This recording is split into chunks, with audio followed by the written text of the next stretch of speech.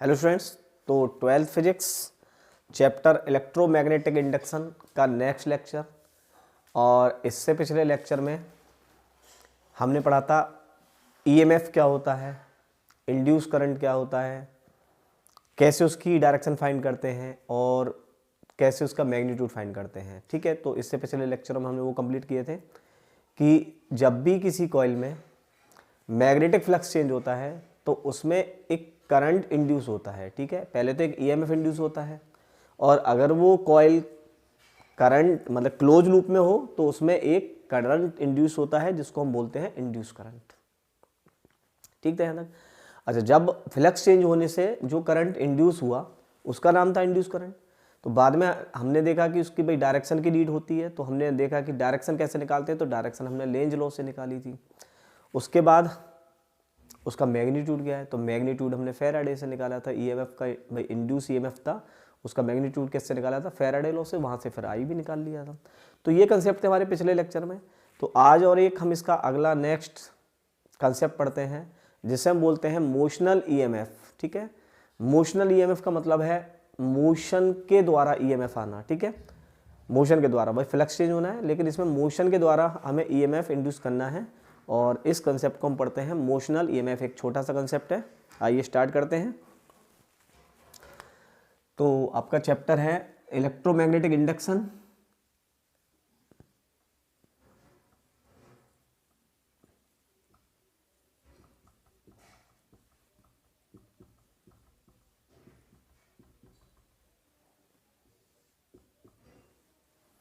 ठीक है, और आज इसका जो कंसेप्ट पढ़ेंगे वो पढ़ेंगे हम मोशनल ईएमएफ।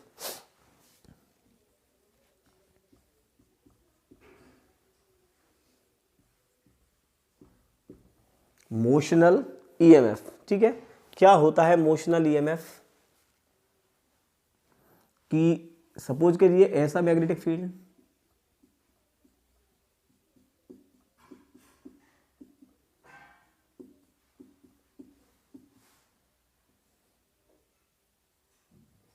और इसमें ऐसे हमने एक रॉड को रख दिया कंडक्टर। ठीक है, कंडक्टर को ऐसे रख दिया इसमें, जिसकी लेंथ सपोज करो एल हो, जिसकी लेंथ एल हो, और इसे ऐसे v स्पीड से चलाया, ये आपका मैग्नेटिक फील्ड। तो इसके अंदर एक ईएमएफ इंड्यूस हो गया। ठीक है भाई, जैसे ही हमने इसको रॉड को मतलब कंडक्टर है ये एल लेंथ का, इसको v स्पीड से चलाया तो इसके अंदर एक ईएमएफ इंड्यूस हो गया, और वो जो ईएमएफ था इस तरह से, उस ईएमएफ की जो मैग्नीट्यूड थी वो क्या थी भाई, ईएमएफ की मैग्नीट्यूड निकालनी थी, तो ईएमएफ की मैग्नीट्यूड आती थी इसमें BBL। क्या आती थी? BBL। तो इसको हम बोलते हैं मोशनल ईएमएफ, यानी मोशन के द्वारा ईएमएफ आना। तो E इक्वल्स टू BBL। अभी हम इसे देखेंगे आया कैसे ये। ठीक है, तो ये क्या था कि करंट, कोई मतलब एक कंडक्टर था, उसको हमने मैग्नेटिक फील्ड में अगर b स्पीड से चलाते हैं तो उसमें करंट इंड्यूस होता है, और करंट इंड्यूस होने से एक ईएमएफ इंड्यूस होता है, ईएमएफ से करंट इंड्यूस होगा भाई, कंडक्टर है तो अगर ये, तो अगर हम ईएमएफ की बात करें तो ईएमएफ की बात करते हैं यहाँ पर, तो ईएमएफ जो होगा उसका वो होगा BBL। ठीक है, चलिए ये BBL अब कैसे निकालते हैं सपोज करो से। अब यहाँ पर हमें ये देखना है कि देखिए BL और B तीनों आर म्यूचुअली परपेंडिकुलर है, ये भी चीज हमें याद रखनी है। देखिए B ऐसे है, ये ऐसे है, और L ऐसे है, आ रहे समझ में? तो BLB are mutually perpendicular to each other. ठीक है, तो इसको भी हम लिख सकते हैं कि B and L are mutually perpendicular.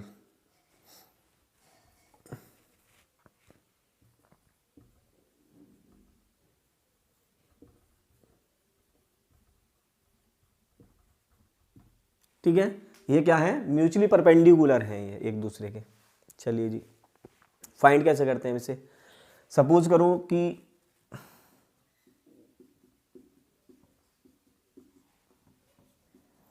ऐसे हमारा मैग्नेटिक फील्ड है,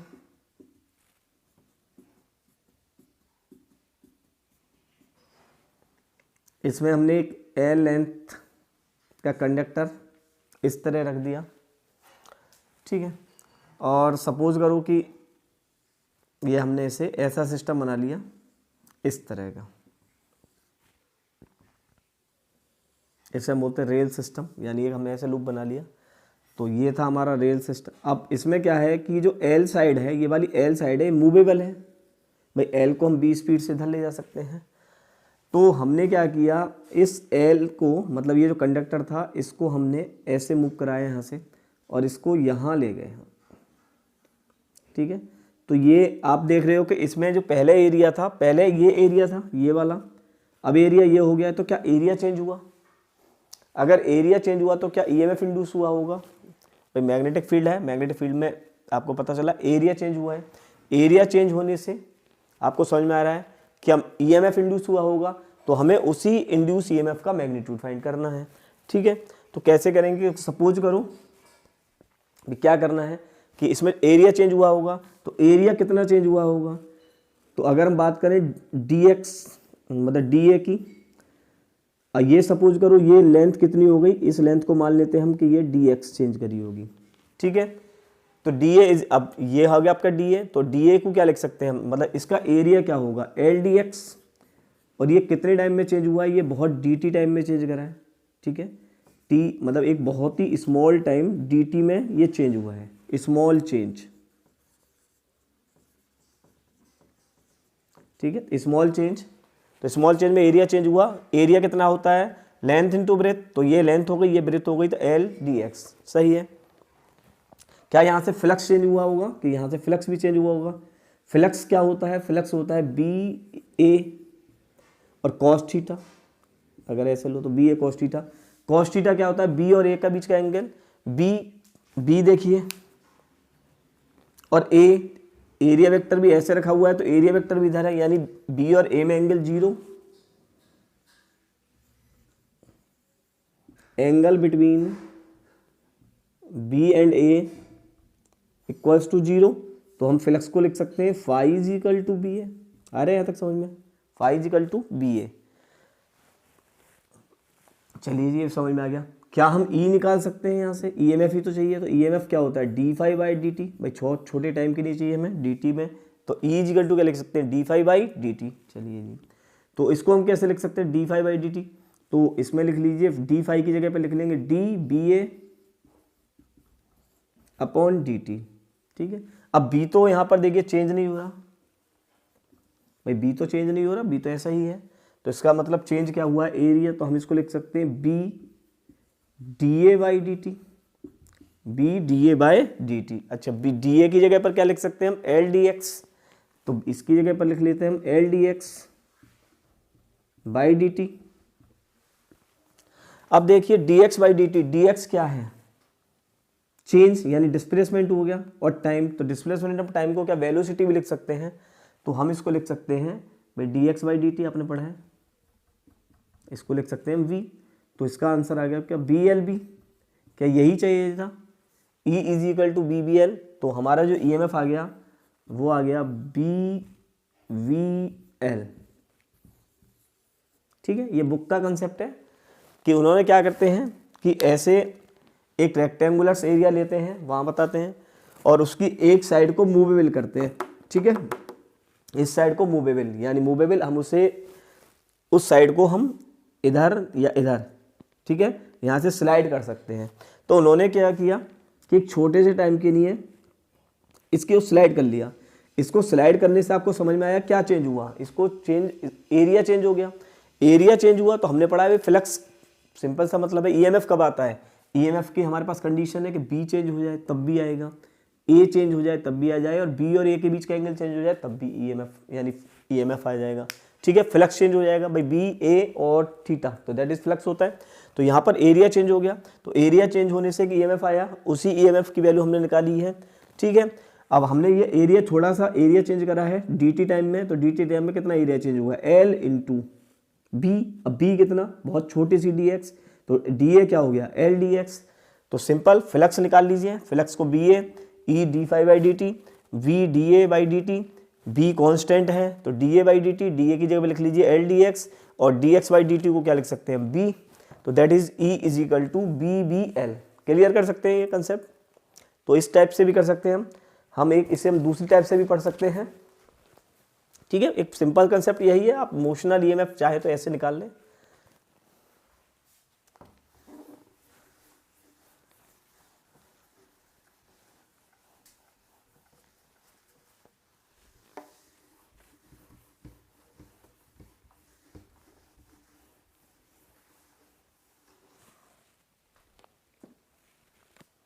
ठीक है, तो क्या फॉर्मूला है हमारा मोशनल ईएमएफ का? मोशनल ईएमएफ का फॉर्मूला आ गया E is equal to BBL।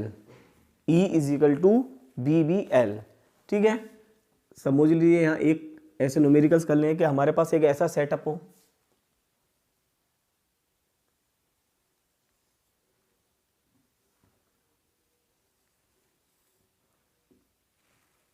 ठीक है, इस प्रकार का सेटअप हो। ये रेजिस्टेंस मान लें हम 2 ओम, इस वायर की लेंथ मान लें हम 2 मीटर। ठीक है, रेजिस्टेंस मान लें 2 ओम और वायर की लेंथ मान लें 2 मीटर, और इसको हम 2 मीटर पर सेकेंड से इस डायरेक्शन में चलाएं। भाई 2 मीटर पर सेकेंड से इस डायरेक्शन में चलाएं। तो आपसे पूछा, और इसका जो मैग्नेटिक फील्ड है, भाई मैग्नेटिक फील्ड भी रख लेते हैं। ये मैग्नेटिक फील्ड में रखा हुआ है सेटअप हमारा। मैग्नेटिक फील्ड मान लीजिए बी की वैल्यू 0.2 टेस्ला। क्लियर। तो आपसे पूछा कितना करंट प्रोड्यूस होगा इस रेजिस्टेंस के अंदर, कितना करंट प्रोड्यूस होगा। तो सिंपल है कि हमें देखो गिवन क्या क्या है, हमें गिवन है V is equal to 0.2 tesla, L is equal to 2 metre, V is equal to 2 metre per second, R is equal to 2 ohm. तो क्या पहले हम E निकाल सकते हैं, E इज इक्वल टू क्या होता है BBL। तो E इज इक्वल टू हो गया BBL, BBL का मतलब हो गया 0.2 इंटू 2 इंटू 2, 2 2 जा 4 2 जा 8, क्या 0.8 volt. I is equal to क्या होता है, I इज इक्वल टू होता है E/R, पढ़ा है हमने, I is equal to B/R और E/R। तो E कितना है यहाँ पर 0.8 और R कितना है 2, तो कितना हो जाएगा 0.4। आई आ गया आपका 0.4 एम्पियर। क्लियर है। तो इस तरह से के क्वेश्चंस आप इजीली कर सकते हैं। भाई आपको आर दे दे, एल दे दे, वी दे दे, वी और ये वी दे दे, तो यहाँ से ई निकाल लीजिए, ई से I is equal to E/R कर लीजिए।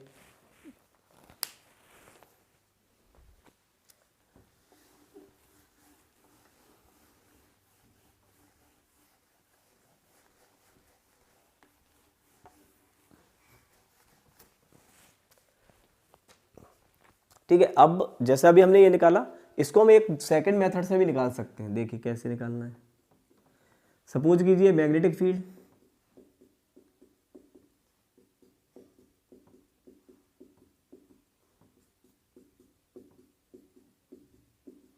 और इसमें रख दीजिए एक कंडक्टर जिसकी लेंथ L हो और जिसे हम B स्पीड से चलाएं, और ये मैग्नेटिक फील्ड है।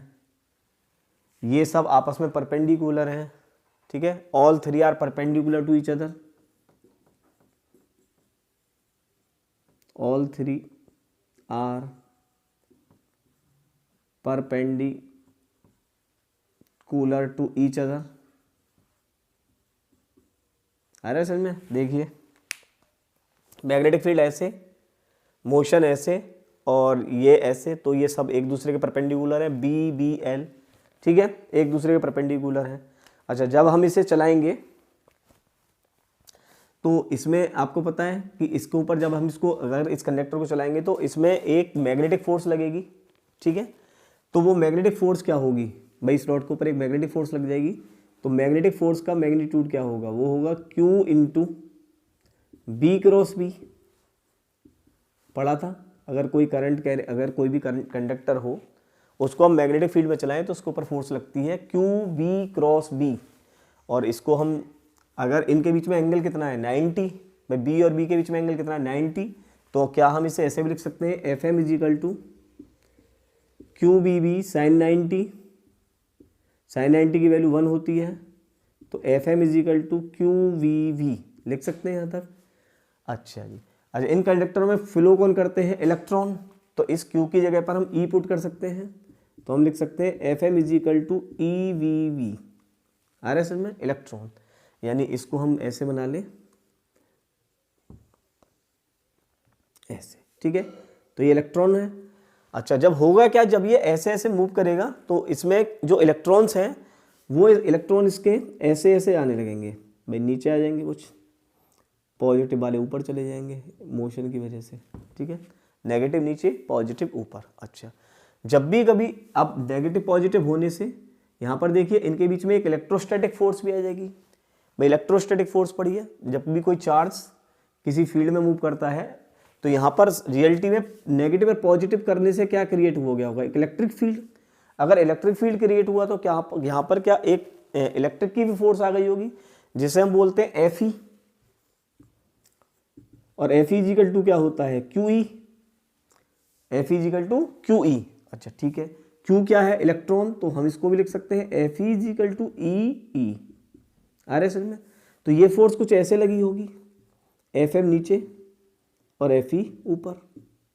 अच्छा, जैसे जैसे चलते जाएंगे भाई, स्टार्टिंग में आप देखोगे तो मैग्नेटिक फोर्स ज़्यादा होगी, एफ ई कम होगी। धीरे धीरे क्या होगा, ये जो इलेक्ट्रॉन्स है ये नीचे आते जाएंगे, नीचे आते जाएंगे, और एक कंडीशन इक्विलिब्रियम की आ जाएगी। व्हेन द इक्विलिब्रियम कंडीशंस, ठीक है, इक्विलिब्रियम कंडीशन आ जाएगी,